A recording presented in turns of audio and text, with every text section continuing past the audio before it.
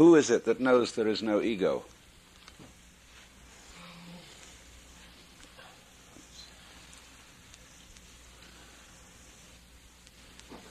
And you must realize, you see, that this is a problem created linguistically. I explained that language based on the sentence, composed of subject, verb, and predicate, contains the hidden belief system that events are started by nouns, by things. And so it's very important to understand that in the real universe, there are no things at all.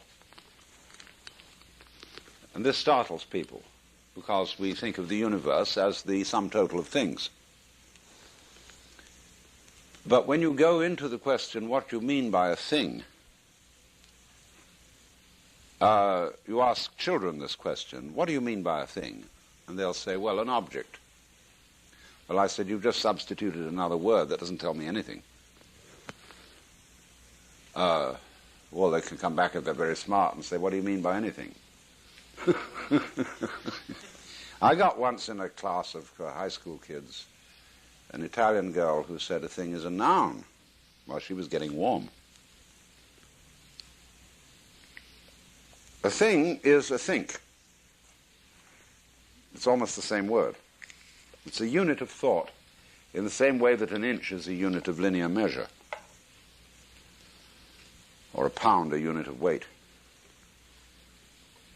And so in various languages this comes out. In German you've got ding, thing, denken, to think. In Latin, res, thing, reor, to think.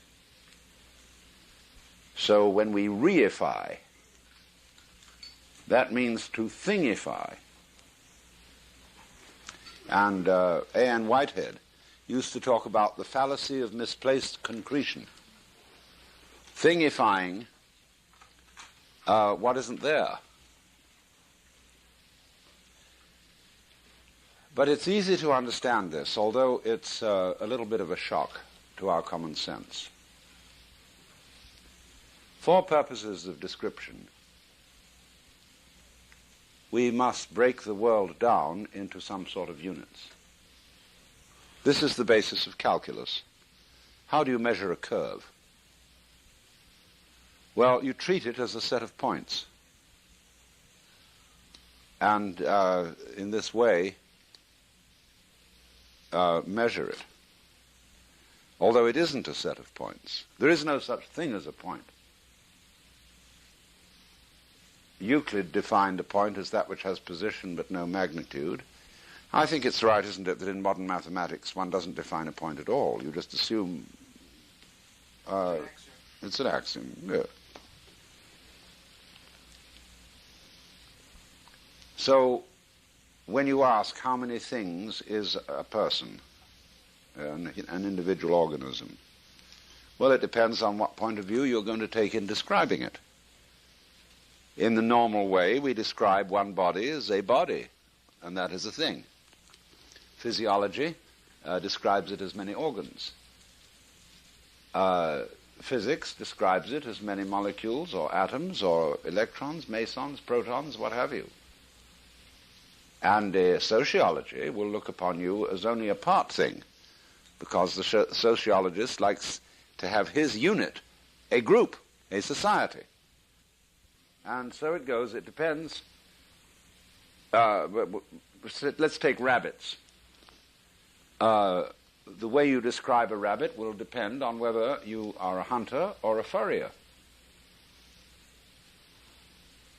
It's the way you look at it and the way you describe it, so that the way of describing always varies according to the use you want to make, so that the world is not unlike a Rorschach blot. And in psychological testing, we get people to describe Rorschach blots and say what they see in them. Now, you can perfectly well imagine that we in this room could have an enormous Rorschach blot on the wall, and we would all discuss it and arrive at a consensus about what it was. And we would manage, in other words, to coagulate our different points of view. And if there were a very dominant person present, he or she would tend to force the particular view upon everybody else and say, no, obviously it isn't what you say it is. Look, it's perfectly clear that it's that. So we are living in a Rorschach blot. Only urban people have difficulty in realizing this. Because urban people live in a straightened out world. And we call them straights or squares. Because they think in very simplistic terms. See, Euclid had a very simple mind. And therefore he discussed a geometry which wasn't a measure of the earth at all. The word geometry is from the Greek geos, the world, the earth, gis, and metra, which means to measure. Now the Greek word for measure, from which we get metric, meter, comes from the Sanskrit root, M-A-T-R, which also means to measure, and derived from that is the Sanskrit word maya, which means illusion, as well as imagination. So figuring it out is the measuring of the world, the metering. And meter also is the Greek word for mother, and is, of course, the root of the word matter, material. And so when we ask, does it matter, we are asking, does it measure up to anything? Well, we come to the conclusion that there is no matter. There's form. It's the form that matters, or you could say the universe is a matter of form. And in Sanskrit, there is no word for matter. The word rupa, which is used for the material or physical world, means form.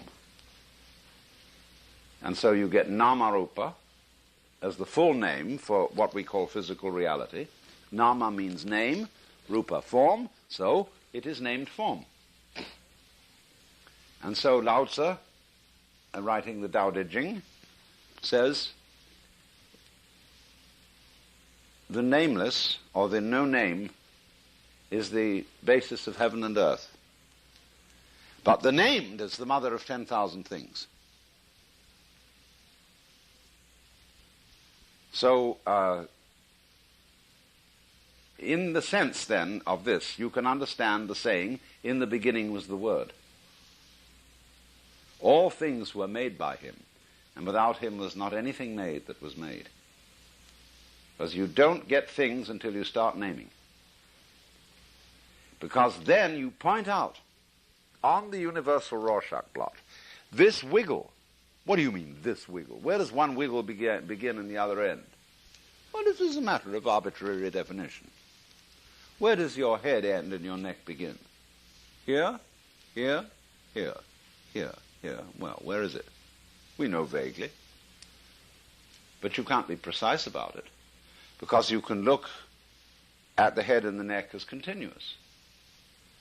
You start here and say, well, it's all one thing up from here to here, see? Or you can start here and say, no, it's all one thing from here to here, etc. Because it's all arbitrary. And the value of it is that by description and by conventional decisions as to where to draw the line, we can communicate in language. And this is socially valuable. But we must not be deluded by what we're doing. Because if we do truly believe that the world is a lot of separate things, we believe that we can take them apart and have this without that. And so when you apply this, say, to medicine, and you get a medical specialist who knows all about the heart and nothing about the lungs, he starts interfering with the human body as if it were an automobile with replaceable parts. He says, well, we'll take this out. Just have to do a little mechanical work, get a wrench and a screwdriver and so on, only the surgical equivalents, and we'll take this out. So there's a tumor, and we take it out. All right, if he's not terribly careful, a metastatic consequence follows, that some of the cancerous cells will go into the bloodstream through the cutting, and the cancer will spread all over the body. Or if you start fiddling around with people's glands and give them certain medicines to stimulate this gland or to cool its operation in some way, you upset a balance which runs through the whole physical system. Exactly the same thing happens when you use DDT on mosquitoes. Well, it kills the birds. And the birds were eating the mosquitoes anyway. And so were the spiders. And you kill the spiders along with the mosquitoes, or the fleas. And we find, in other words, that the natural universe is a very intricate system of balances, which cannot really be split. Now, let's take the bees and the flowers. In a world of no bees, there's no flowers. In a world of no flowers, no bees. Because bees and flowers are aspects of the same organism or organization. They go together. So I invent the word goes with to indicate organic relationships. And we as human beings, obviously, we go with an enormous cosmos of geological, botanical, and zoological events. And we are entirely dependent on them, and we cannot treat them as really and truly separate species. The bees are as much a part of us as they are part of the flowers, because we need vegetables, and we can't have those without bees or other insects. So what we've got is a universe that all hangs together, and where each so-called part of it implies all the other parts. Let's take what we call holography. This is a method of visual reproduction that employs laser beams. Now, you can cut a small piece out of a photographic negative, just a tiny little square. And by holographic method, you can reconstruct from that little piece the rest of the negative. It will be pretty clear in the middle place where you've taken out the tiny square, and then vaguer towards the edges. But it's all implied in that little square. Now, of course, a photographic negative is a crystal. It's a structure of crystals. And the way the crystals are formed in that tiny piece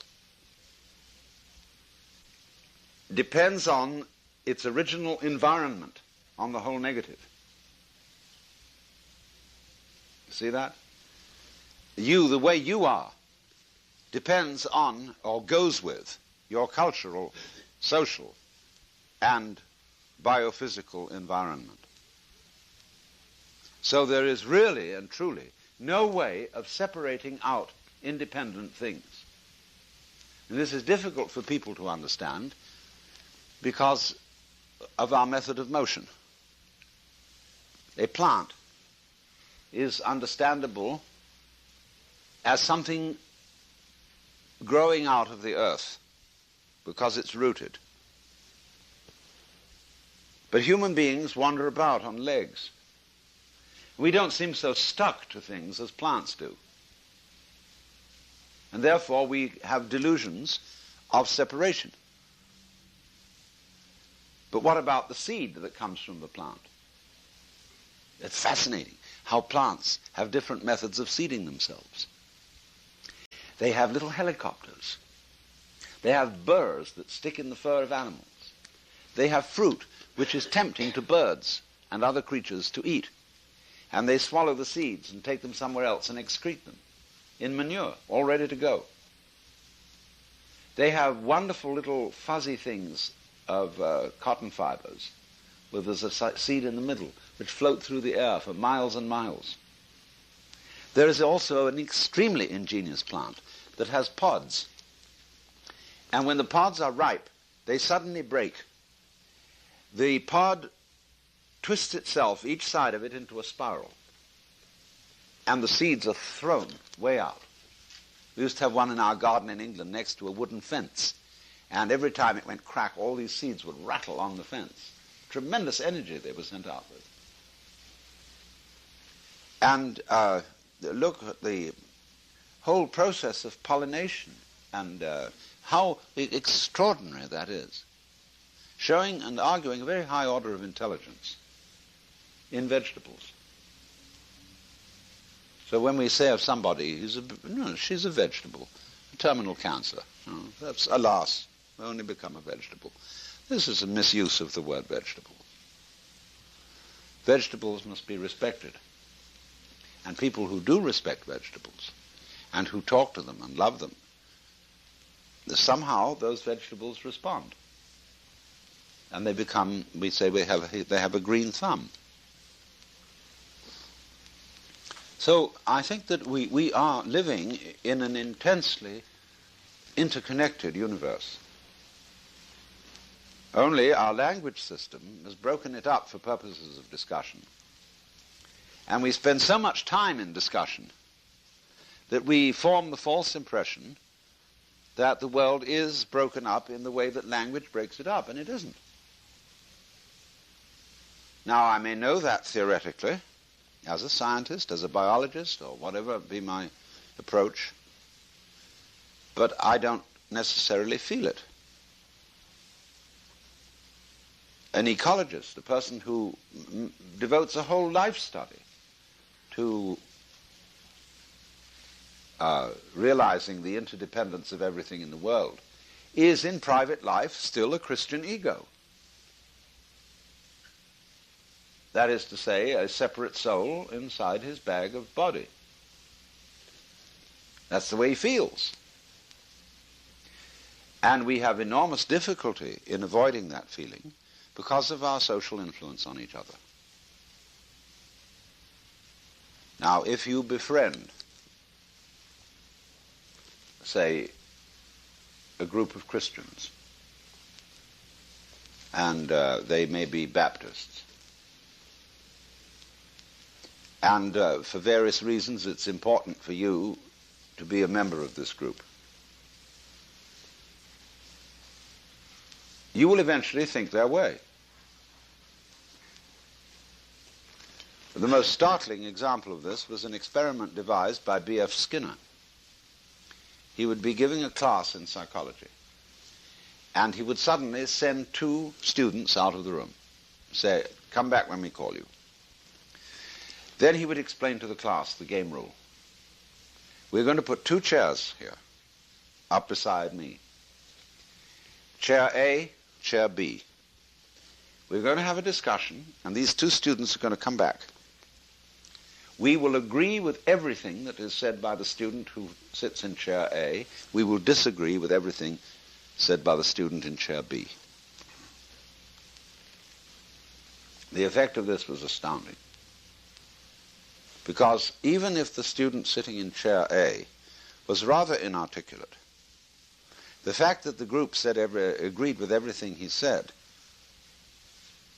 made him extremely expressive, very happy. However articulate the student in chair B, where everything was wrong with him, he got completely confused. And the only way out was for the student, either student, to explain to the class the game rules that they were playing. But you see, they didn't know these rules, and they had to be very clever indeed to deduce what was the pattern. I once got into this situation. I had a group of students come and visit me with a faculty member in charge of them. And he was very obstreperous. He argued. He really wanted to argue. So I got the general drift of his argument, see, what sort of opinions were likable to him. And then said something that would entirely accord with that sort of opinion system. And he denied it. So I said, "Sir, you are playing a game.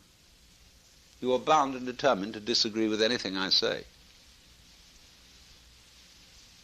And he was nonplussed.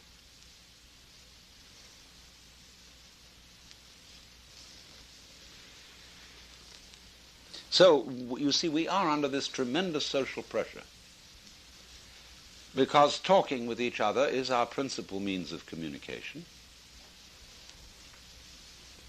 And so more and more it hypnotizes us. When you hypnotize a person, you do it chiefly by talking.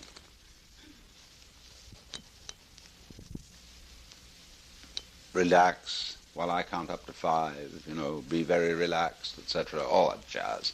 And so it is the word which spellbinds us. Look at that word, to spellbind. A victim of spelling.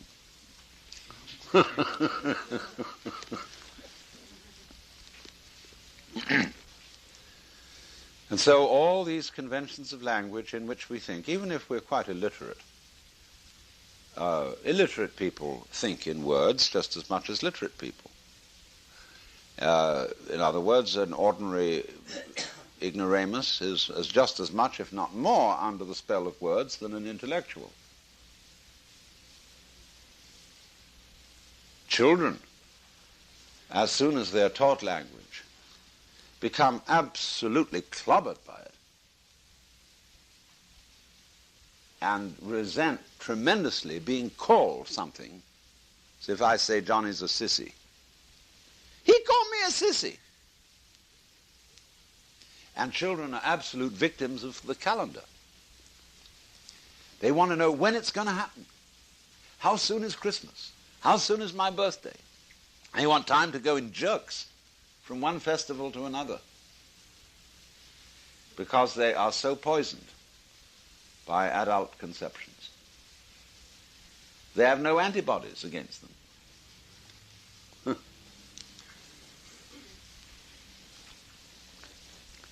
So likewise, the Japanese have no antibodies against Western culture. And they are complete victims of it. They succumb to smog and even think it's a good thing to have smog. They have songs about it.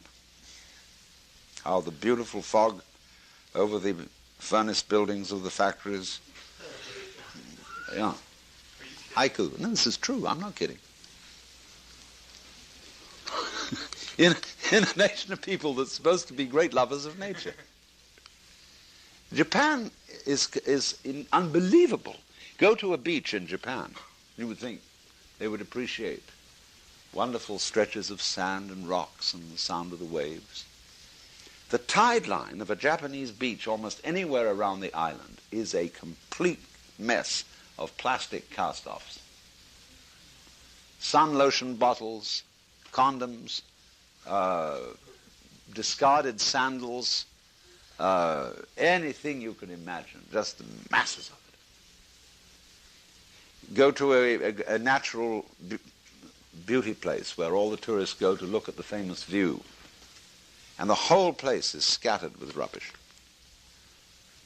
Napkins, Kleenex, sandwich bags, cigarette packages, what have you. When you travel in Japan on the underground in Tokyo, one always imagined the Japanese very polite. And in their own setting and in their own cultural context, they indeed are. But on a subway, everything goes amok. And people are crammed in like sardines. They even have special officials to shove the crowd into, into the train. And they cannot cope with this situation that is foreign to their cultural context. So this is, what I'm saying is, watch out for your social conditioning and how your constant commerce in language with other people shapes the way in which you actually sense the world. Now, we say seeing is believing, but it is truer to say that believing is seeing. There was a very marvelous scientist of optics by the name of Albert Ames, who devised a whole series of experiments where you could go into a big room, say, and there were booths all around. And in these booths, there were exhibits that defied the laws of logic, or seemed to. There was, for example, the marvelous experiment of the trapezoidal window. You make a window frame, one side of which is much longer than the other, see? Then you suspend this on wires in such a way that an axis is formed through the perpendicular center of the frame. And on this the frame revolves. What you see is a window frame twitching like this. It's actually going round, but it seems to be twitching. Then you put a little cube on one upper corner and color it red, see, so it'll stand out. And you see this thing twitching, but the cube unaccountably going round.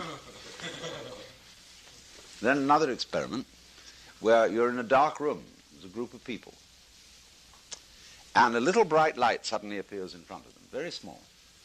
And the operator says, will those who observe any movement of this light please account for it and describe it? So somebody says it's floating upwards. Somebody says it's now drifting off to the left, and all this conversation goes on. Then the lights are turned up, and it's shown that this point had never moved at all. It was the fixed light. So there are all kinds of things. I mean, Ames only scratched the surface of what we see because we believe in it. We see what we want to see, or what we're supposed to see, and are not really very aware of what's going on. Now, all stage magic is based on this.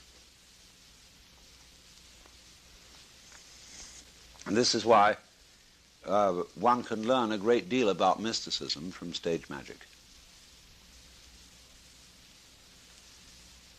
What the magician does is he persuades you to see what you expect to see. But in the meantime does something completely unexpected. Your attention has been misdirected. He says, look at this. I want you to look at it very carefully because we don't want any hocus pocus around here. See? So I want you to examine this thing I'm showing you and be sure there's no hocus pocus.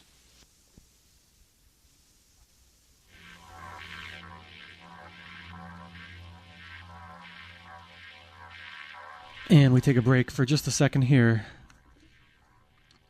Just to let you know that you're listening to Alan Watts on WFMU, Jersey City, New Jersey. Tonight's lecture, Who is that knows there is no ego? Stay tuned. We'll be right back with part 2 in just a second.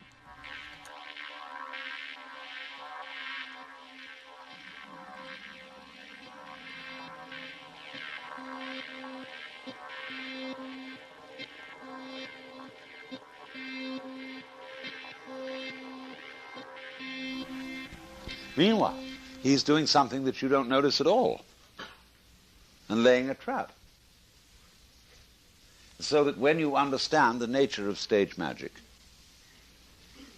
you think, God damn it, how simple that was. Why didn't I see? Why was I such a fool as I overlooked this idiotically simple trick? And the best tricks are the simplest and don't involve complicated apparatus at all. The best stage magicians are the ones who will stand in the middle of a crowd of people, you know, with no stage hocus pocus or wires or trapdoors or anything like that. And right under your nose will use a pack of cards or a few coins to do things that flabbergast people totally. But all those things are extremely simple, once you know. And so that's very much like being enlightened, having satori. When you get it, you think, oh, for heaven's sakes, why didn't I see that? I mean, how obvious.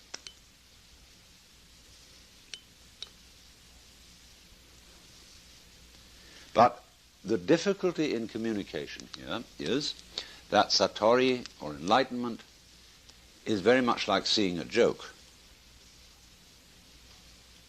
And then you laugh. You laugh genuinely from here. But if somebody explains it to you, you don't get the same laugh as if you saw it right off.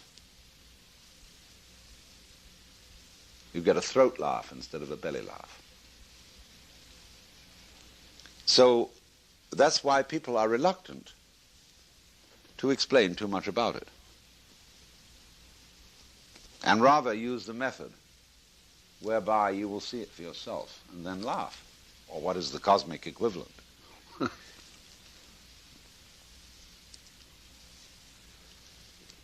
So therefore, we are, most of us, in a state of hypnosis, induced by the incantation of language, the enchantment, the spellbinding. And when one speaks of awakening, as, say, in Buddhism, one speaks of the Buddha as the awakened one, it means, therefore, dehypnotization, coming to your senses. But of course, to do that, you have to go out of your mind.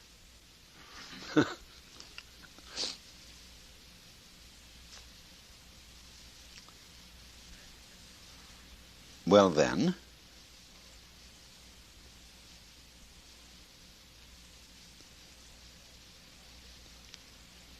what that involves, among other things,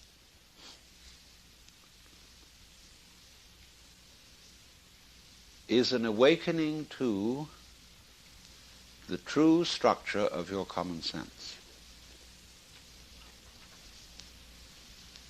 I once was invited to give an address before the American Psychiatric Association. It was a very funny situation because Aldous Huxley had been supposed to give the talk, and he was sick. And so they invited me to come and give it instead. And it was on a very dangerous subject, on the use of LSD. This was many years ago. This was in 1958, when LSD was just discovered. And what was I going to say? Well, they were horrified. Would I please meet with the committee? Because they didn't want anything to be said that would somehow damage their scientific integrity. So here they were, anxious as all get out. Well, I said, you invited me here to talk, and to tell you the truth, I don't know what I'm going to say, because I never prepare anything in advance. I'm going to listen to what you have to say first, and I'll make up my mind. So I attended the morning conference. And one interminably dull paper after another was read, you know, and most of them by psychoanalytically oriented people who were discussing mysticism in terms of regression. Regression to the womb. Regression to the oceanic feeling of the as yet undifferentiated infant.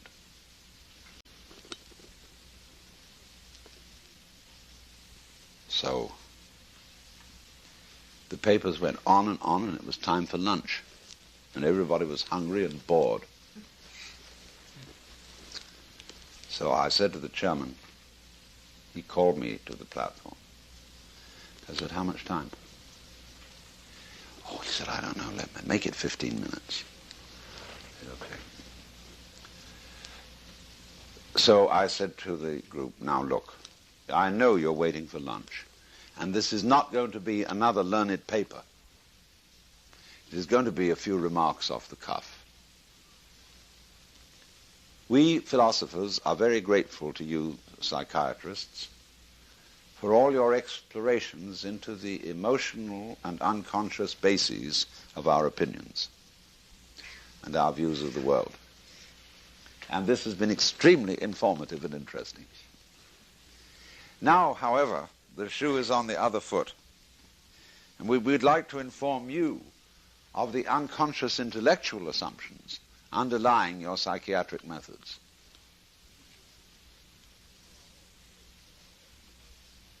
You are all, whether you know it or not, products of the world view of the 19th century. And your ideas of the functioning of the nervous system and of psychoanalytic process are based on Newtonian mechanics. Psychoanalysis is in effect psychohydraulics, because you talk about damming up things, you talk about repression, you talk about the flow of what do you call it? Free association, and you talk about unconscious mental mechanisms. So it is clear that you are still in a Newtonian psyche, and you haven't yet graduated to a quantum psyche. And so, because of this, you have a theory which amounts to high dogma that the unconscious is stupid. And you call it libido, which is a cuss word. Libidinous. It means blind lust. And Freud used that word in parallel with Ernst Haeckel, who was a contemporary biologist, who thought that the energy of the universe was blind energy, despite the fact we have eyes.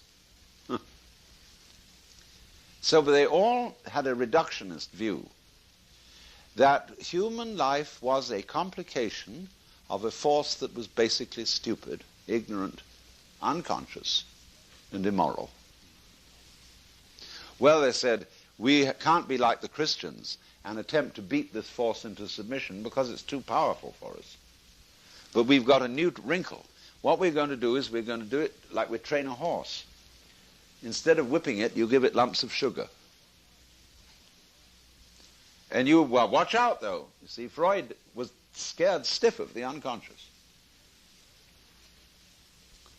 He was a good bourgeois, Jewish, Viennese, well-behaved person. Once upon a time, Freud and Jung went together to New York. And Jung was delighted to walk down Fifth Avenue and see so many beautiful women. And he turned to Freud and said, my goodness, how many beautiful women there are here. Why don't we somehow arrange and make a date for tonight? And Freud drew himself up and said, you forget, Herr Doctor, I'm a married man.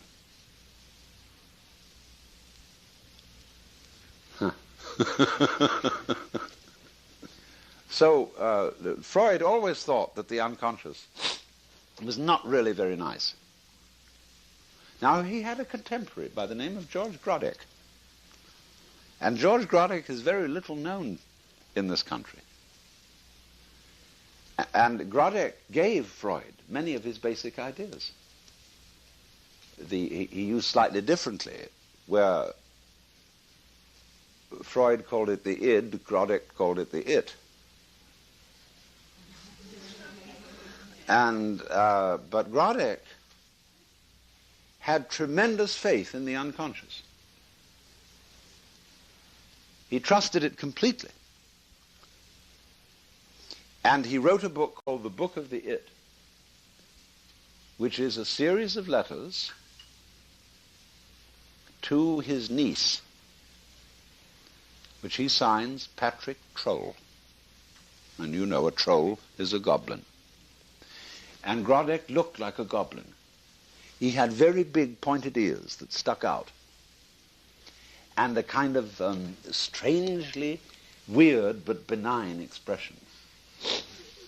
And he had a sanitarium in Baden-Baden, and there he practiced massage for people who came to him for analysis, and analysis for people who came to him for massage.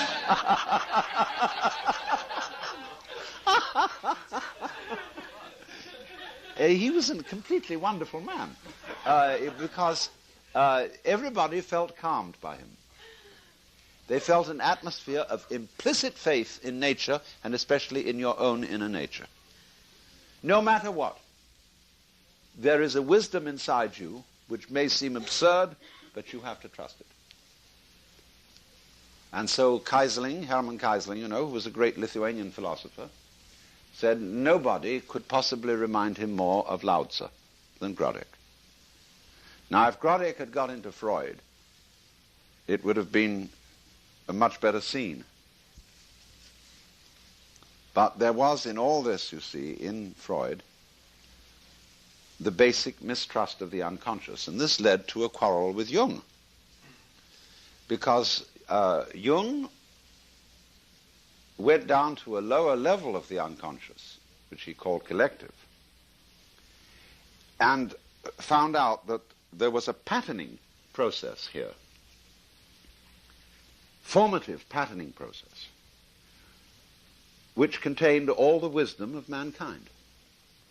So, for example, if you say, well, it's a great pity that the American Indian culture is wiped out, a Jungian would say, I know it is a pity, but it's all still there in the depths of the psyche, and sooner or later it will all emerge again. Because this patterning is eternal. And we, in our modern life, we reproduce patterns, we reproduce rituals, we reproduce fantasies and myths, which can be discovered as having existed 25,000 years ago. Because your unconscious is timeless. And everything is there if you go hunting for it. But they were still a bit scared. I know some of the old Jungian analysts I used to know in New York were very uptight about fishing in the unconscious, and said, yeah, true, but there is also in the unconscious the primordial slime, which is full of serpents and crocodiles and the most things that give us the heebie-jeebies. And if you're not very careful, those things will come up and invade your consciousness. Also, there are not only serpents and crocodiles and all those creepy crawlies, as the ghoulies and ghosties and long-legged beasties and things that go bump in the night. There's also the divine. And if you're not very careful, you can be inflated by the divine. You can suddenly have a mystical experience. Supposing you're kind of a half miseducated person, like most of us are, who takes LSD, and suddenly these unconscious contents come up and you discover you're divine. And you think you're God. And you take on all these airs and graces. I mean, the people like Meher Baba, who ran around announcing that he was personally in charge of the universe and expected to be treated as such. Well, we put such people in the nut house. That's what they did to Jesus. That's intolerable. And Jung was right, in a way, when he said that is inflation. It is turning your ego into God instead of having God as your ego. Because he didn't understand. You have to, in other words, obviously, if you are going to let up all these great energies in the unconscious, You must be wise. You must know something about it, and not jump to silly conclusions and delusions. But you see, there was in Jung a basic trust. More than the creepy crawlies and the ghoulies and ghosties, the collective unconscious was a source of wisdom. A formative pattern which, if allowed to develop in the right way, would integrate the individual, so that all his conscious functioning would become like a flower. And you know how a flower is balanced. It comes out as a beautiful circle with a middle. And for some reason, as yet unexplained, when anybody wants to create a symbol of the divine, they don't use a human face, they use a flower or a star.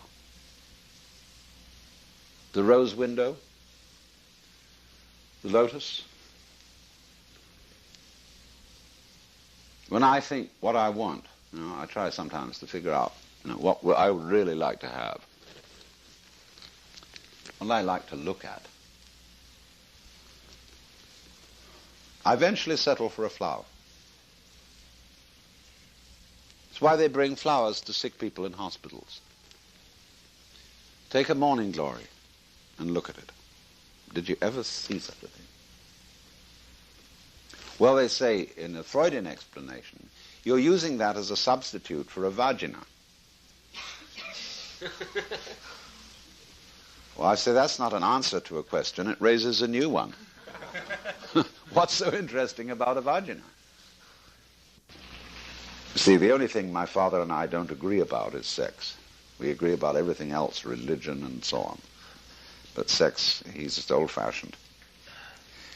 And he said, nature makes this activity extremely pleasant in order that the species will continue, so that we will be sure to go on. But you must be very careful not to do it just for the pleasure of it, but remembering the responsibility of continuing the species.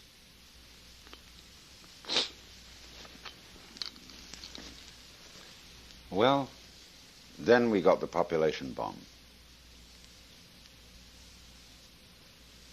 And is that going to be solved by chastity? I doubt it. Taking a rather realistic view of things. No, I don't think that when I ask myself, what is the point of continuing the species, we get back to the thing I was raising this morning about survival. Why go on? What's it about? Do you live to eat, or do you eat to live? Personally, I live to eat.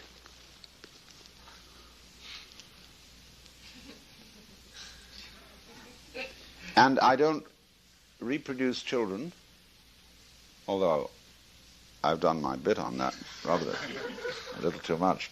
But I think that the point of having life going on is so that we can have sex. It's a good thing in itself. It's like dancing. And really communicating, loving somebody is a tremendously fascinating thing. I mean, what to do with an evening? Okay, you go to the movies and you watch other people loving each other. Why don't you do it yourself?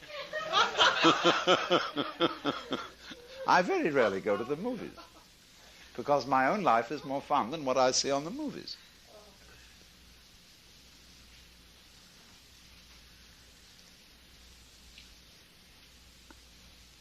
Now, will you see what I'm doing? I'm ringing around a whole lot of subjects and ways of looking at certain topics which show us that it ain't necessarily so. Things are not necessarily what they seem. And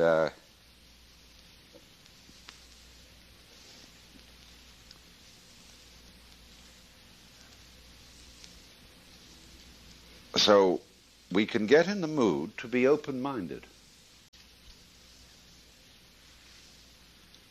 Now, that doesn't mean that you are merely lax in your opinions. True open-mindedness is what I've tried to explain as mental silence, of being able to be completely surprised by reality and to observe that it is not at all what you thought it was or what you were brought up to believe.